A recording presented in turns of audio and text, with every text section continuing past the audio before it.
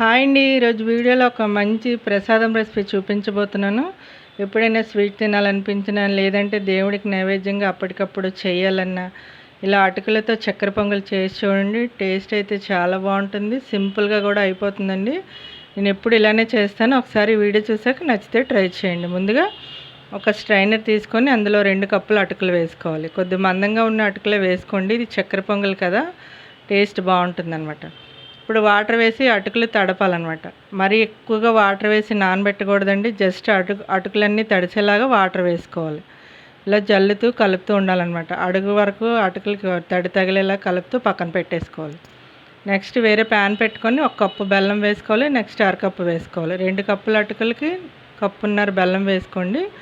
కొద్దిగా వాటర్ వేసుకోండి. ఇప్పుడు వాటర్ వేసిన తర్వాత ఒక్కసారి కలిపేసుకొని అలా కలుపుతూ ఉంటే పాకం అనేది వచ్చేస్తుందండి.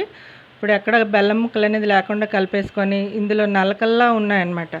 ఇప్పుడు నలకల్లా ఉన్నప్పుడు మనం ఒక స్ట్రైనర్ తీసుకొని వడకట్టేసుకోవాలి. వేరే ప్యాన్లోకి వడకట్టేసాను.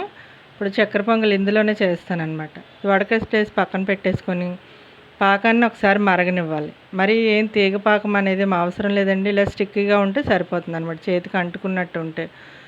ఇప్పుడు ఈ అటుకులు వేసేసుకొని, నా దగ్గర డెసికేటెడ్ కొబ్బరి పొడి ఉందండి, అరకప్పు వేసాను. మీకు ఒకవేళ ఆ పొడి లేకపోతే పచ్చి కొబ్బరి ముక్కలు సన్నగా తరిగి నేతిలో వేయించి వేసుకోవచ్చు. చక్కెర పొంగల్కి ఎక్కువగా పచ్చి కొబ్బరి ముక్కలు వేస్తుంటారు కదా, మీరు అలా కూడా వేసుకోవచ్చండి. ఇప్పుడు ఇది ఉడుకుతూ ఉంటుంది, పక్కన పెట్టేసుకొని మళ్ళీ వేరే ప్యాన్ పెట్టుకొని ఒక 2 స్పూన్ల నెయ్యి వేసుకోవాలి. చక్కెర పొంగల్కి నెయ్యి ఎక్కువగా ఉంటేనే టేస్ట్ బాగుంటుంది కదండి. ఇప్పుడు నెయ్యి బాగా వేడవనివ్వాలి. బాగా కరిగిపోయిన ఇప్పుడు నెయ్యి బాగా కరిగిన తర్వాత జీడిపప్పు, కిస్మిస్, కొద్దిగా పిస్తా వేసుకొని మంచిగా వేగనివ్వాలి. చక్కెర పొంగల్లో కొద్దిగా నెయ్యి ఎక్కువ ఉంటేనే బాగుంటుంది కదండి. ముందు ఆల్రెడీ నేను అసలు నెయ్యి అనేది వేయలేదు కదా. ఇప్పుడు ఇది బాగా వేగిపోయింది. ముందుగా రెడీ చేసి పెట్టుకున్న ప్రసాదంలో వేసేసుకోవాలి. ఇప్పుడు ఆల్మోస్ట్ ఇది రెడీ అయిపోయిందండి. బాగా పొడి పొడిలాడిపోతే ఇంకా గట్టిగా అయిపోతుంది అనమాట. ఇలా ఉన్నప్పుడే దించేసుకోవాలి.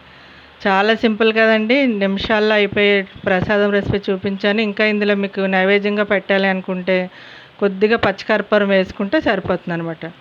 చూడండి, చక్కెర పొంగలి రెసిపీ రెడీ అయిపోయింది. వీడియో మీకు నచ్చితే లైక్ చేయండి, షేర్ చేయండి. Thank you for watching.